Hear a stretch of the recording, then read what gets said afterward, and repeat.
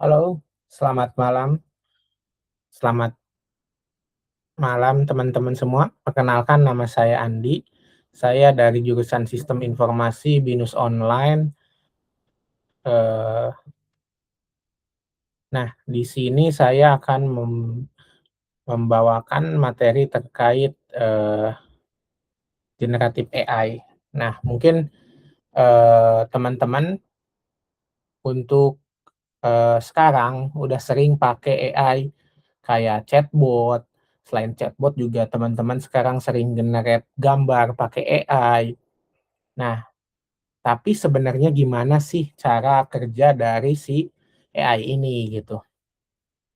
Nah, di sini di video ini mungkin kita akan membahas yang untuk lebih mudah ya dipahami untuk pemula, gimana sih cara kerja generatif AI. Selain generatif AI itu ada yang namanya RAG juga atau RAG ya, dengan bahasa yang mudah, yang lebih mudah dipahami.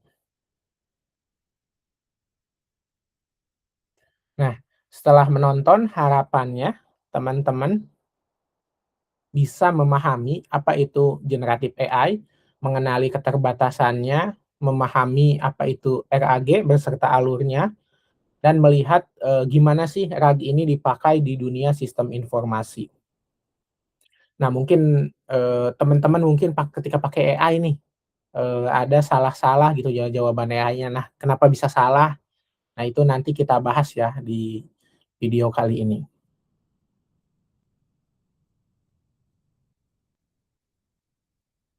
Oke. Nah pembahasannya kita bagi jadi 2 bagian. Bagian yang pertama mengenai, apa itu generatif AI sendiri atau kita mengenal terkait generatif AI. Terus yang kedua tuh bagaimana, membahas, lebih ke arah RAG-nya, gimana sih jawaban AI itu lebih akurat gitu dibanding kita, tanya ChatGPT langsung atau tanya Gemini langsung gitu. Nah gimana caranya mungkin bisa pakai sumber-sumber data yang kita punya gitu. Oke. Nah, apa sih generatif AI gitu? Generatif AI adalah, kecerdasan buatan yang bisa membuat konten baru, bisa berupa teks, gambar, atau bahkan source code, bahkan mungkin musik ya sekarang musik sudah bisa juga gitu. Jadi, selain mengolah data yang sudah ada, tapi dia juga bisa eee, hasil yang baru gitu. Jadi ketika kita bertanya seperti bahasa manusia. Nah itu, AI juga menjawab seperti bahasa manusia gitu. Jadi nggak, lebih ke natural jawabannya. Nah, caranya tuh gimana sih cara kerjanya sebenarnya AI itu gitu ya.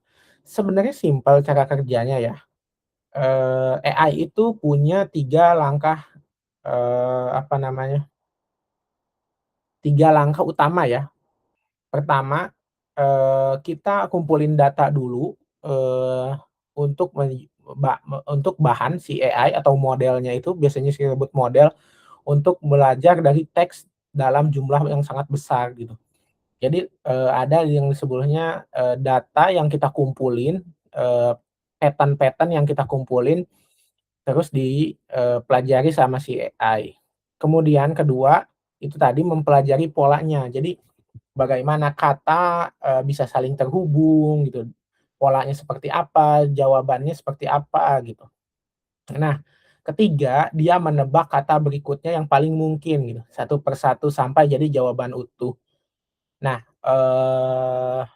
mungkin kalau teman-teman familiar itu pakai keyboard, itu di atasnya ada, misalkan baru ketik AN, an, AN, nah sudah ada, autocomplete di atasnya Anda gitu dan itu cepet banget gitu. Jadi sebenarnya AI itu nggak menjawab semuanya, nggak menjawab semua pertanyaan teman-teman, tapi dia tuh, melihat dari pola yang ditanyakan, terus jawab satu persatu gitu.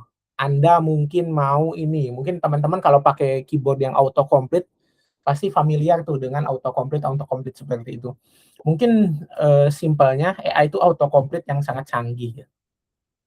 Jadi kenapa bisa salah, ya seperti teman-teman pakai keyboard gitu, dia tuh bisa salah. Tapi semakin sering teman-teman pakai keyboard itu, nah autocomplete-nya jadi semakin akurat juga, begitu juga AI. Semakin banyak, user yang pakai AI, semakin akurat AI itu gitu, karena datanya dikumpulin lagi supaya AI-nya bisa belajar. Oke.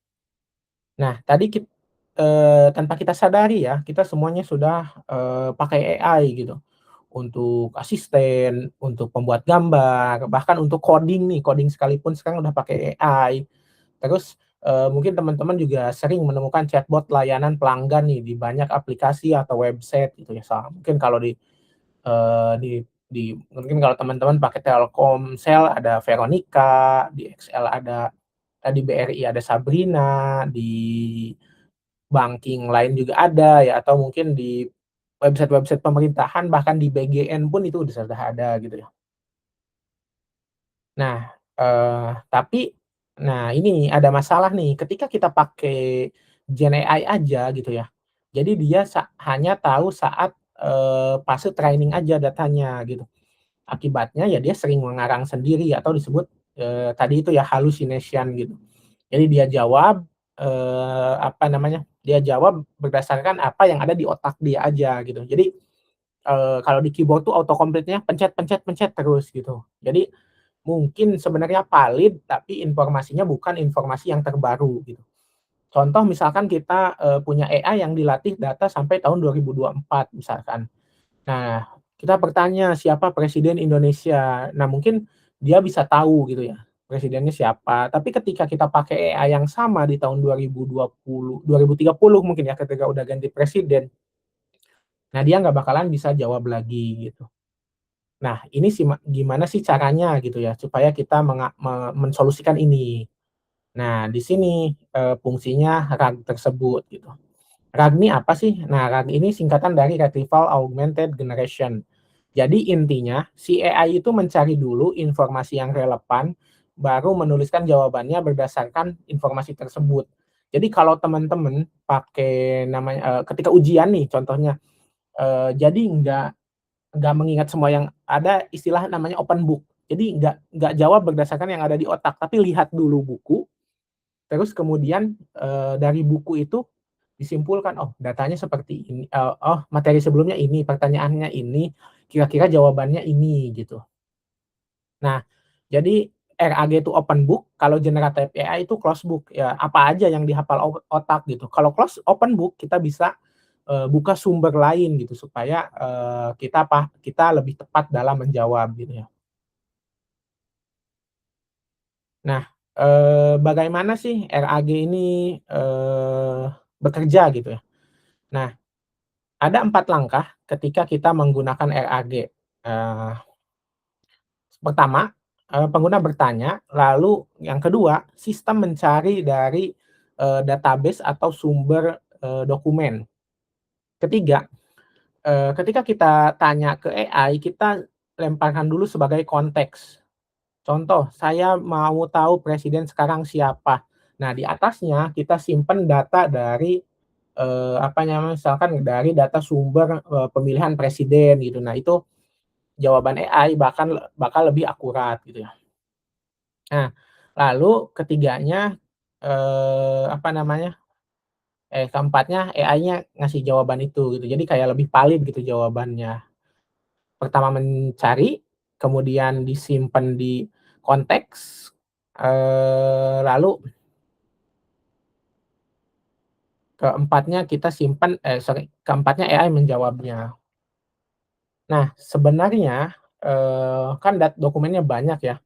Di belakangnya, ketika kita menggunakan konsep RAG, dokumen yang kita pakai itu dipecah menjadi potongan-potongan kecil gitu.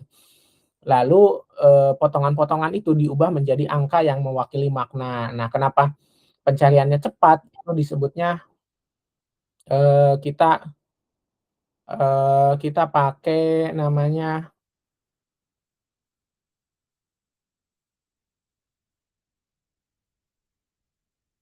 sorry ya, eee, kita pakai namanya chunks gitu. Jadi kayak dokumen dipecah-pecah, terus kemudian dokumen yang udah dipecah-pecah diubah jadi angka. Udah jadi angka, nanti, ada yang disebut namanya pencarian berdasarkan angka atau vektor. Nah, ini agak teknis mungkin kita bahas di video selanjutnya. Nah benefit dari RAG itu, pertama udah jelas ya, dia selalu memberikan jawaban yang terbaru tanpa kita melatih ulang modelnya gitu. Nah yang kedua, eee, mengurangi halu dari AI itu gitu, karena itu berdasarkan data yang kita. Ketiga, kita bisa pakai data private kita tanpa nge-train model yang besar dan biayanya juga lebih murah dan, pengguna bisa lebih percaya gitu ya, karena itu menggunakan sumber data kita. Dalam konteks sistem informasi, RAG ini bisa dipakai ya untuk pelayanan pelanggan, terus, dokumentasi-dokumentasi internal, terus kemudian mengambil keputusan berdasarkan data, terus asisten belajar juga kalau kita, lempar-lempar materi kuliah misalkan. Nah, jadi jika dirangkum, Gen AI itu bisa membuat jawaban yang lancar, tetapi ketika ia sendirian, ia bisa ketinggalan zaman atau keliru. Nah, RAG ini melengkapi mengambil informasi yang lebih nyata dulu sehingga jawabannya tetap akurat dan, terpercaya. 4 poin penting nih, ketika kita untuk diingat, generatif AI itu menulis konten yang, baru dengan menebak kata berikutnya. Ketika dia sendirian, ia bisa berhalusinasi dan ketinggalan data. Nah, RAG, mengatasi ini supaya mencari informasi yang lebih nyata dulu sebelum menjawab, dan untuk sistem informasi RAG ini bisa menjadi solusi terpercaya untuk mencari jawaban. Sekian, penjelasan dari kami sekian penjelasan dari saya, terima kasih sudah menonton.